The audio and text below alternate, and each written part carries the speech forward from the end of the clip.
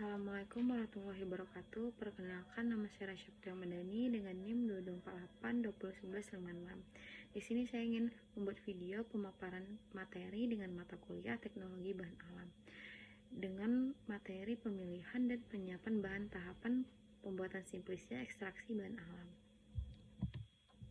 Pemilihan dan penyiapan bahan. Pemilihan bahan harus dilakukan dengan mengamati taksonomi dari tanaman yang diinginkan. Taksonomi merupakan ilmu tentang penanaman, penggambaran, dan penggolongan organisme. Faktor yang mempengaruhi senyawa pada tumbuhan yaitu musim, kadar air, intensitas paparan matahari, kondisi tanah.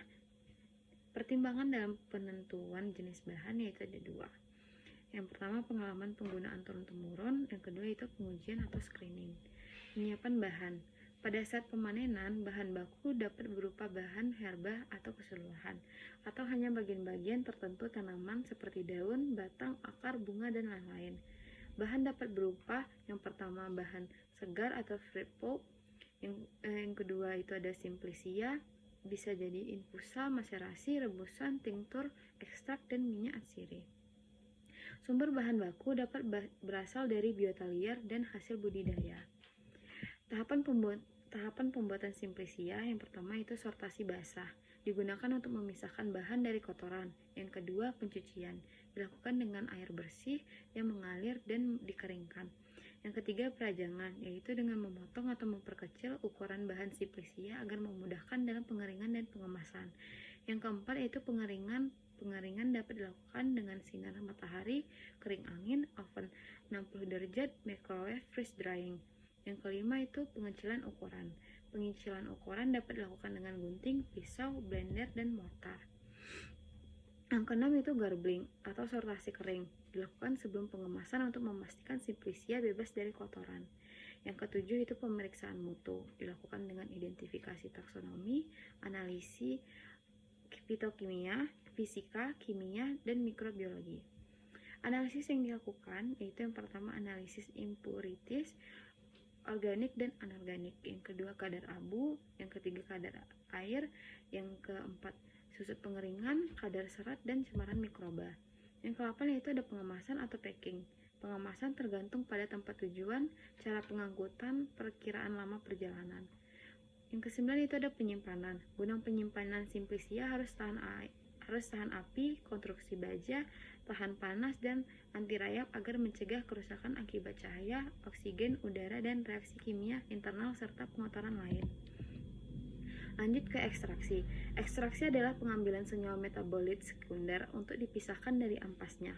Ekstraksi secara umum dibagi menjadi 3. Yang pertama supercritical fluid extraction, yang kedua solid liquid extraction, yang ketiga itu liquid extraction.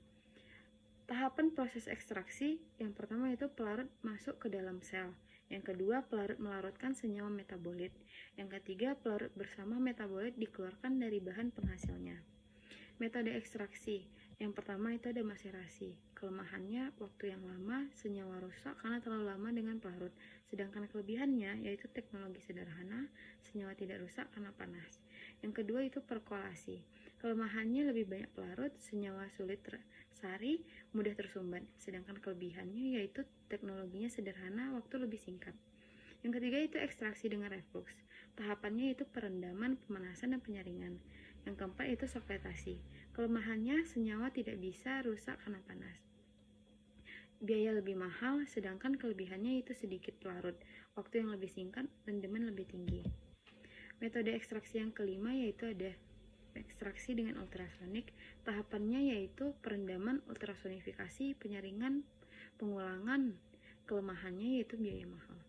Yang keenam, ekstraksi dengan microwave. Tahapannya yaitu perendaman, ultrasonifikasi, penyaringan, pendinginan, pengulangan. Kelebihannya yaitu waktu lebih singkat, rendemen tinggi. Yang ketujuh itu ekstraksi dengan tekanan. Kelemahannya yaitu biaya sangat mahal. Sedangkan kelebihannya yaitu waktu singkat, senyawa tidak rusak karena panas, rendemen tinggi. Alat yang digunakan yaitu PLE. Contoh pelarut yang dapat digunakan yaitu N-heksan, N-butanol, etanol, kloroform, etil asetat, dan aqueous. Sekian dari saya. Terima kasih. Wassalamualaikum warahmatullahi wabarakatuh.